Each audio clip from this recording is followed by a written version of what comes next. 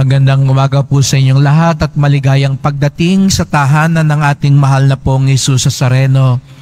Binabati din natin ang nasa online, lalo na po mga may sakit at nag-aalaga sa may sakit at mga kababayan, mga kadeboto natin mula sa iba't ibang panig ng bansa at daigdig na nais sumama sa pagdiriwang ng misa dito sa atin sa Quiapo, sa Basilica Minor at Pambansang Dambana ni Jesus Nazareno.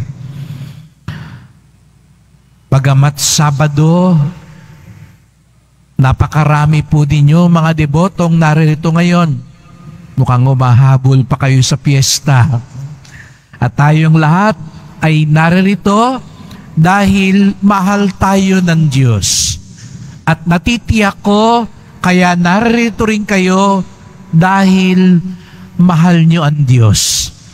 Kaya nga't bilang isang pamilya, isang angkan na mga deboto, bigyan natin ng papuri, parangal at pasasalamat ang ating minamahal na Nuestro Padre Jesus Nazareno.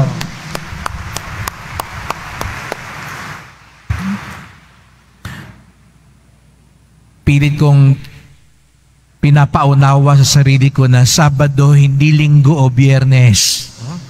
Pero talagang walang makapipigil sa inyo na pumunta dito at makita ang ating mahal na pong Jesus Nazareno.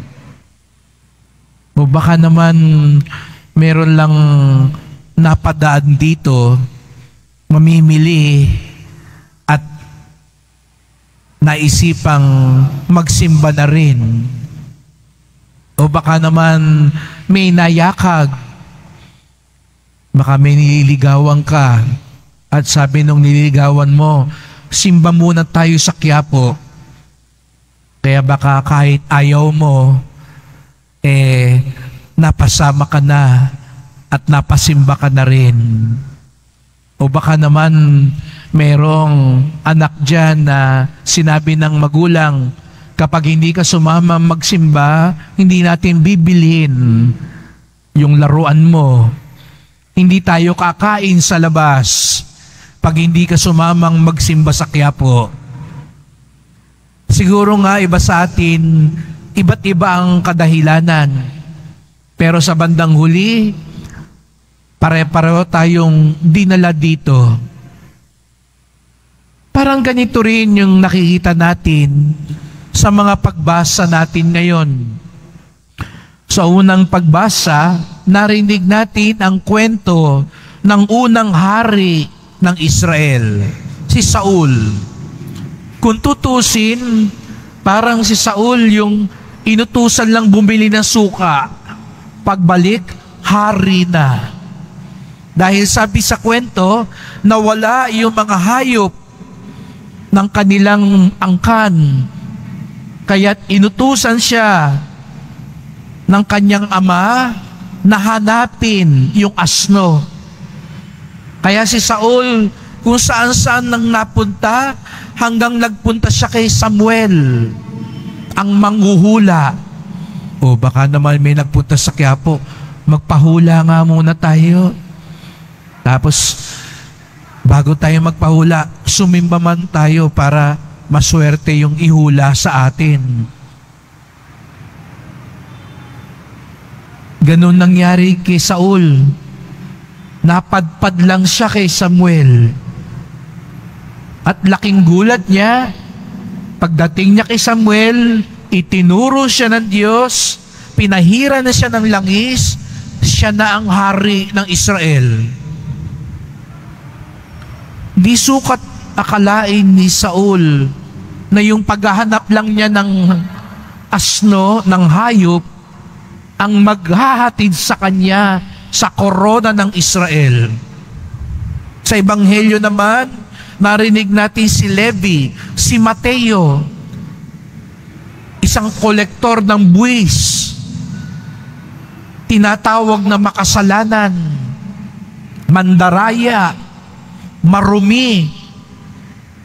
Isang ordinaryong araw lang ito sa kanya.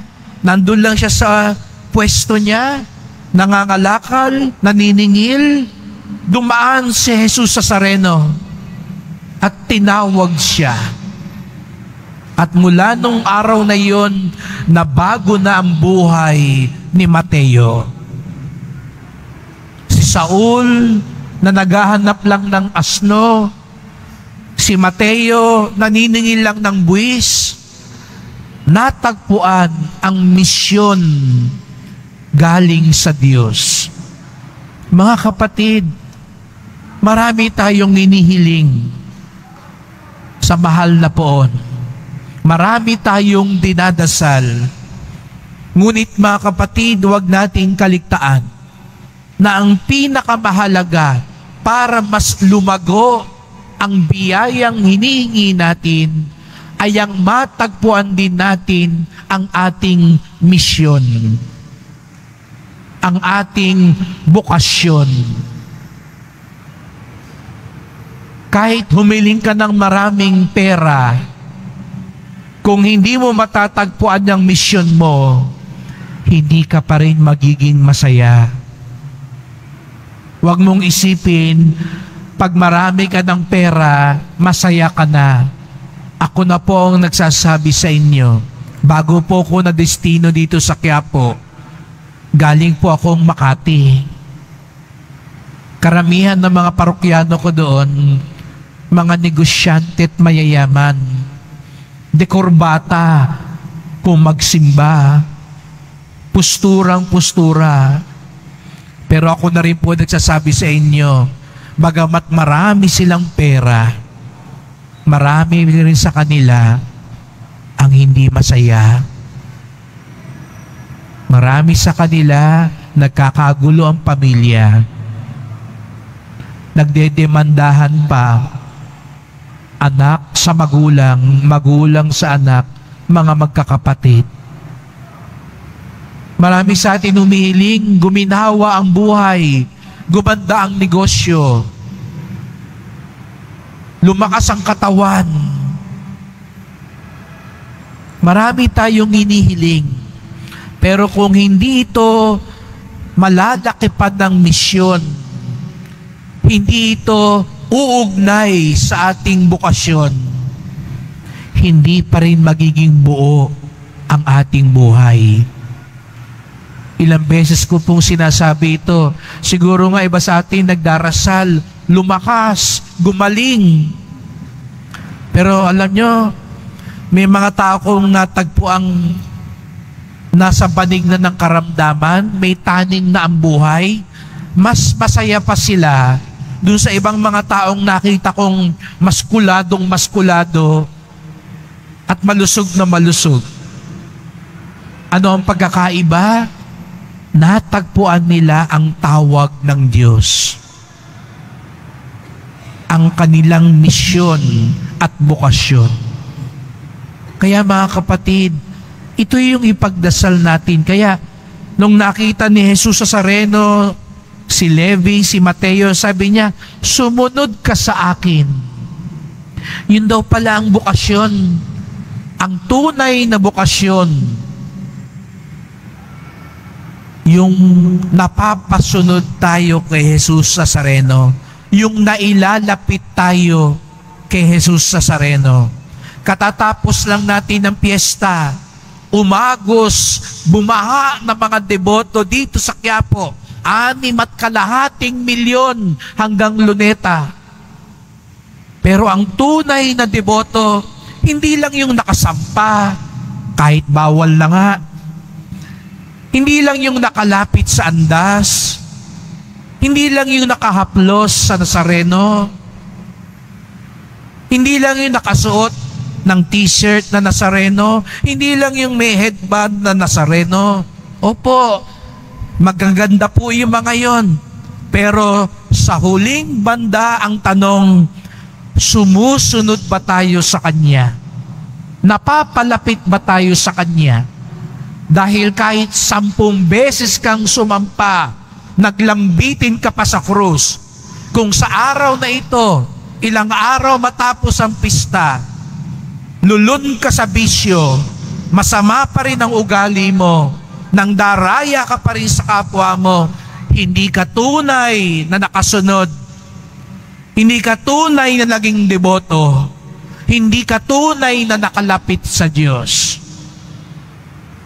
Malayo ka man, pinanonood mo man lang yung prosesyon, dito ka lang sa simbahan ng Quiapo nakapunta, pero nagsisisi ka sa mga kasalanan mo, nagsusumikap kang maging matino at mabait, tumutulong ka sa kapwa mo, nagiging mapagmalasakit ka, ikaw ang tunay na deboto. Ikaw ang tunay na nakarinig sa tinig ni Jesus Nazareno, sumunod ka sa akin. Ikaw ang tunay na lumalapit sa Kanya. Mga kapatid, ngayong araw na ito, sa dinami-dami natin ngayon nandito sa Quiapo, ang bawat isa sa atin, kinakausap ni Jesus Nazareno.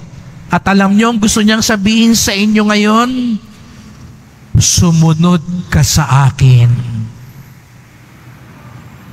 Huwag kayong uuwi ngayon nang hindi kayo titingin sa Kanya.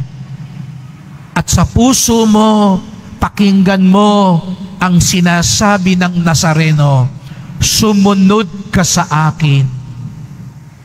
Ano kayang pinapasunod sa iyo ni Jesus Nazareno ngayon? Ang bawat isa sa atin, meron siyang pinapasunod.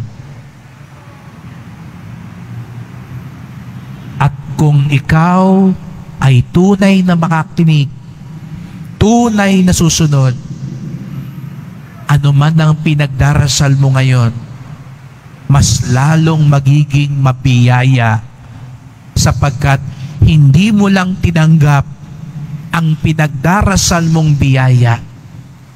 Higit sa lahat, tinanggap mo ang tawag ni Jesus Nazareno. Kaya't sa pagpapatuloy ng misang ito, magdasal po tayo. Mahal na pong Jesus Nazareno, narito po kami sa iba't ibang mga kadahilanan. Ngunit, bagamat iba-iba ang dahilan, iisa ang katotohanan. Dinala niyo po kami dito sa inyong tahanan. Marami kaming dahilan, pero meron ka ring dahilan, kaya kami napadpad dito sa iyong tahanan. Mahal na pong Jesus Nazareno, sinasabi mo ngayon sa aming lahat dito, sumunod ka sa akin. Naririto po kami, handang makinig, handang sumunod, handang lumapit ng tunay sa iyo. Mahal na pong Jesus Nazareno, kaawaan niyo po kami, basbasan niyo po kami. Amen. Amen.